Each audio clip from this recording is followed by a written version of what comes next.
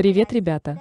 В этом выпуске я расскажу о загадочных китайских пирамидах, включая великолепную Белую пирамиду, расположенную в Западном Китае. Это необычное сооружение считается самой большой пирамидой в мире, больше, чем Великая пирамида Гизы в Египте. В долине, окружающей Белую пирамиду, есть дюжина других пирамид, некоторые из которых достигают почти такой же высоты. Так миф это или реальность? Запад впервые узнал об этих невероятных сооружениях, когда американский торговец Фред Мейер Шредер впервые сообщил об этой загадке в 1912 году. В то время он путешествовал с гидом по провинции Шэньси, где он записал, что видел гигантскую пирамиду с плоской вершиной, высотой более 300 метров, которая окружена множеством меньших пирамид.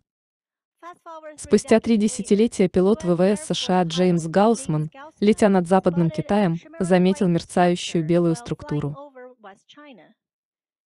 Говорят, что она была вдвое больше Великой пирамиды в Гизе.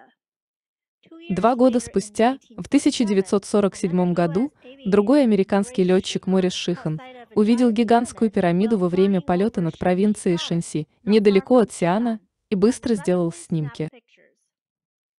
На этот раз несколько газет США, в том числе Нью-Йорк Таймс, опубликовали статьи об этом наблюдении, сделанном в марте 1947 года.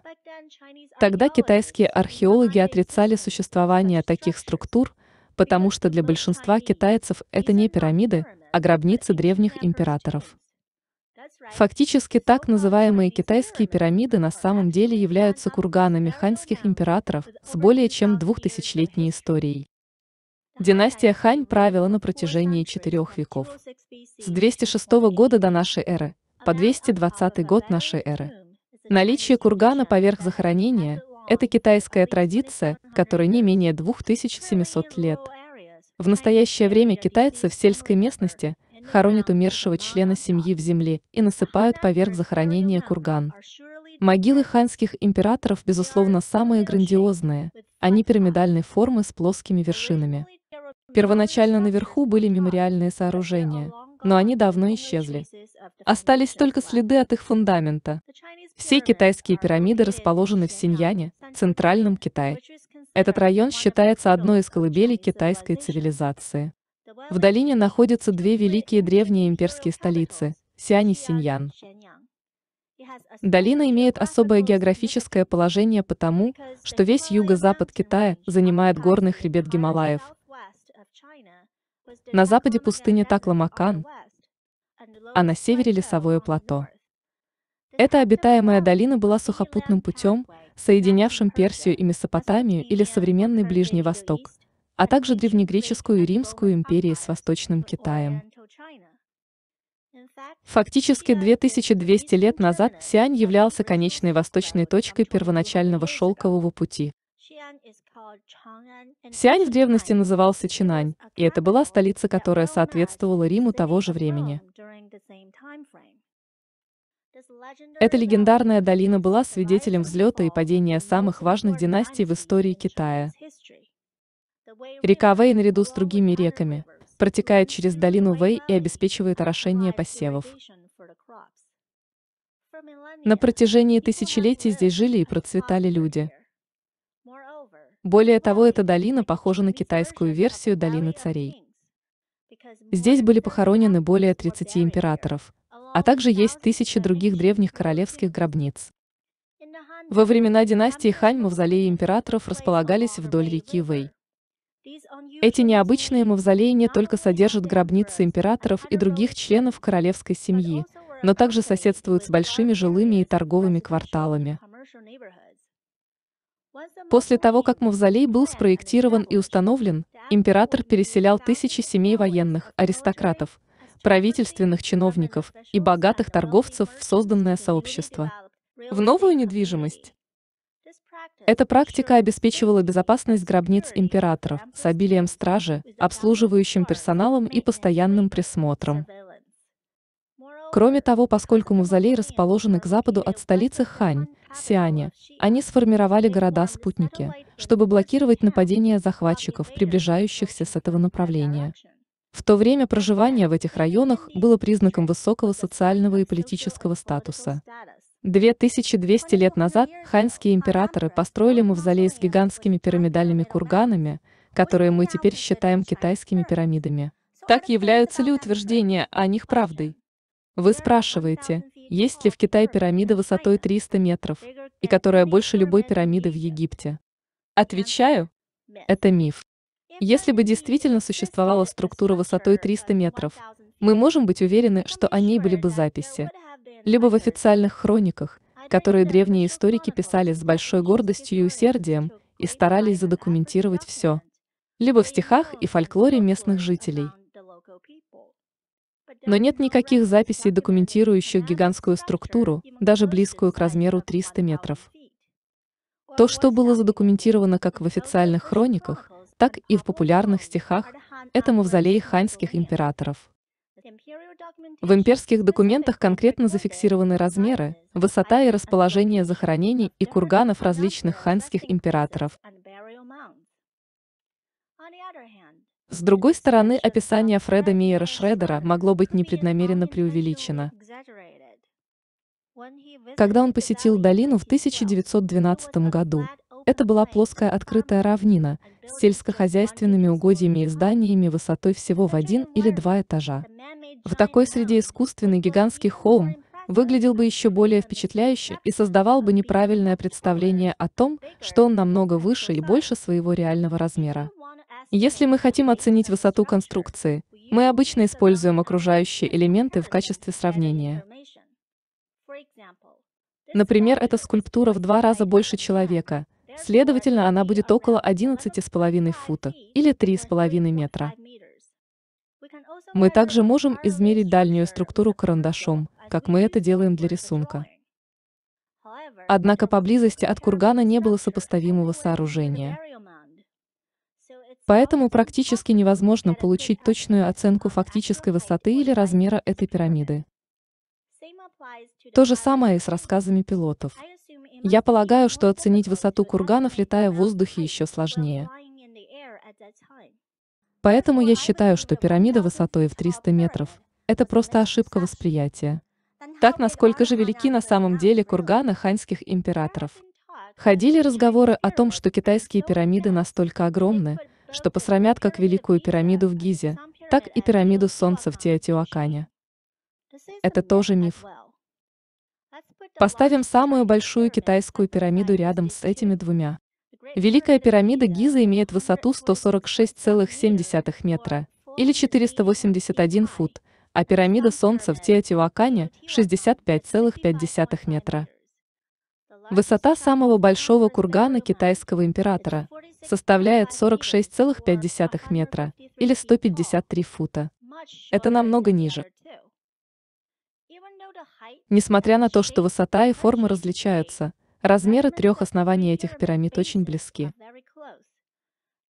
Основание самой большой китайской пирамиды, кургана Маолинг, немного больше, чем основание самой большой пирамиды Гизы и, соответственно, больше основания пирамиды Солнца. Согласно текущим измерениям, основания пирамид Гизы представляют собой точные квадраты. В китайских курганах, хотя и были спроектированы квадратные основания, исполнение не было таким совершенным, как в Египте. Я предполагаю, что то же самое можно сказать и о пирамиде Солнца. Пирамида Гизы намного старше, хотя ее конструкция намного более продвинута, чем 2 другие. Этот аргумент подтверждает теорию о том, что пирамиды Гизы были построены доисторической развитой цивилизацией. Любопытно видеть, что все 3 пирамиды с разных континентов имеют сходные базовые размеры, не считая самой пирамидальной формы. Неужели это случайное совпадение? Или здесь есть более глубокий смысл? Вы спрашиваете, действительно ли существует Великая Белая пирамида? Отвечаю, и да, и нет. Не существует белой пирамиды, если мы думаем о чисто белой пирамиде, которая ярко отражает свет. Это заявление было сделано американским пилотом, который пролетел над Западным Китаем в 1945 году. Это означает, что пирамида, которую он видел, с воздуха казалась белой. Есть много оттенков белого. Чтобы покрасить комнату в белый цвет, у вас есть из чего выбрать. Некоторые белые краски изначально выглядят светло-коричневыми или бежевыми, но после окрашивания они кажутся нам мягким белым цветом.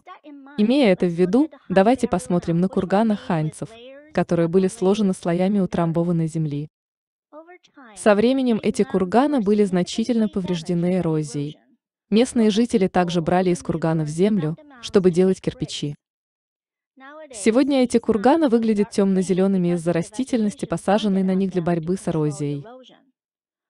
Но до недавнего времени эти курганы были обнажены и сверкали утрамбованной землей, которая была коричневого или бежевого цвета. Как на этой фотографии старой Великой Китайской стены, которая также была сделана из утрамбованной земли. Вот кадры, показывающие одну из китайских пирамид, которая не была покрыта хвойными деревьями. По сравнению с окружающей темной лесистой местностью, эта пирамида даже с травяным покровом все равно выглядит намного светлее.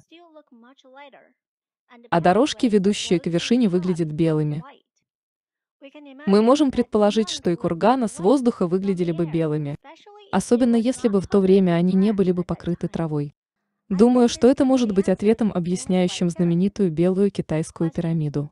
Вы спрашиваете, были ли китайские пирамиды размещены специально, чтобы соответствовать созвездию Ориона, как пирамиды Гизы? Отвечаю, нет. Согласно теории корреляции Ориона, существует связь между тремя крупнейшими пирамидами Гизы и поясом Ориона. Это соотношение было задумано первоначальными строителями пирамид Гизы. Звезды Ориона ассоциировались у древних египтян с Осирисом, богом возрождения и загробной жизни. В долине Вэй находится более 10 больших ханьских курганов. Они были расположены почти на одной линии и, кажется, соотносятся с рекой Вэй. Внутри каждого мавзолея обычно есть несколько курганов. Самые большие принадлежат императорам, затем императрицам, затем второстепенным женам, генералам и другим родственникам. Есть курганы некоторых императриц, которые такого же размера, как и курганы их мужей. Две соседние пирамиды напоминают пирамиды Хуфу и Хефрена на плато Гиза, потому что их размеры и положение очень похожи. Это может быть причиной, которая приводит к ошибочному суждению, что китайские пирамиды соответствуют созвездию пояса Ориона, как и пирамиды Гизы.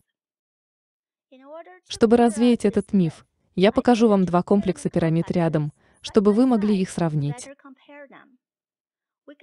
Мы видим, что расположение китайских пирамид не соответствует комплексу пирамид Гизы, хотя расположение пирамид Гизы действительно соответствует поясу Ориона.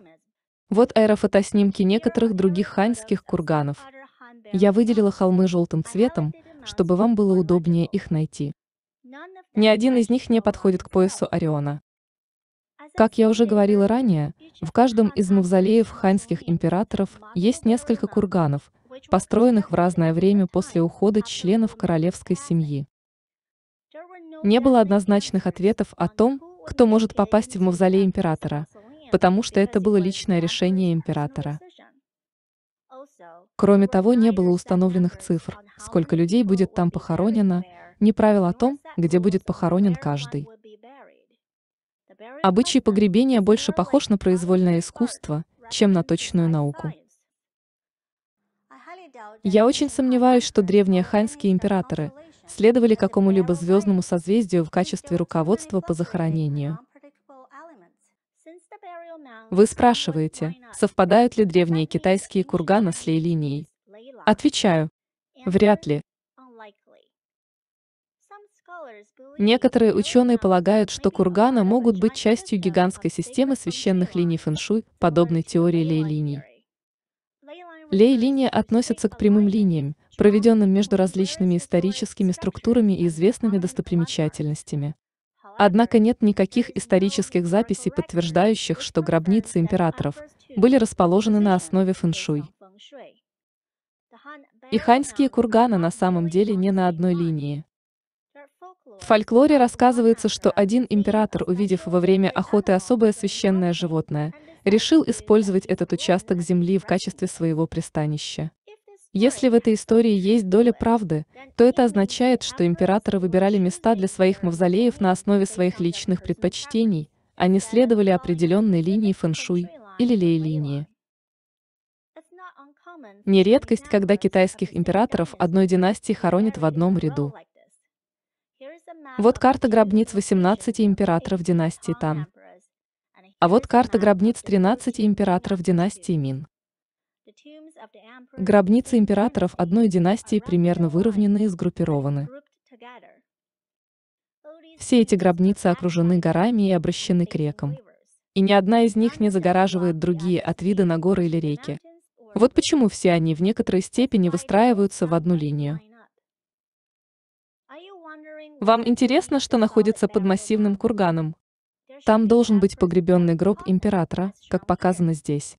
Ханьские гробницы славятся своей экстравагантностью и обилием погребальных жертв. К сожалению, именно поэтому большинство из них разграблялись много раз за тысячи лет. Десятилетия назад чиновники раскопали некоторые древние китайские гробницы. Но из-за того, что им не хватало археологических знаний и достаточных технологий для надлежащего сохранения артефактов, многие бесценные предметы были уничтожены сразу после того, как были обнаружены. Археологи описывали, что в течение нескольких минут или даже секунд красивые цветные шелковые одежды, ярко раскрашенные терракотовые воины и бамбуковые книги либо распадались в прах, либо потемнели и стали неузнаваемыми. После этого китайские официальные лица приняли решение прекратить дальнейшие раскопки, чтобы подождать, пока у них будет достаточно средств и необходимых инструментов для этой деликатной задачи. Если только расхитители гробниц не доберутся до гробниц раньше, то чиновники проведут раскопки позже. За прошедшие годы многие мавзолеи были захвачены крупными жилыми застройками, и никто не знает, сколько драгоценного наследия было снесено бульдозерами, что очень печально. Итак, теперь вы знаете, что миф, а что реальность в вопросе китайских пирамид.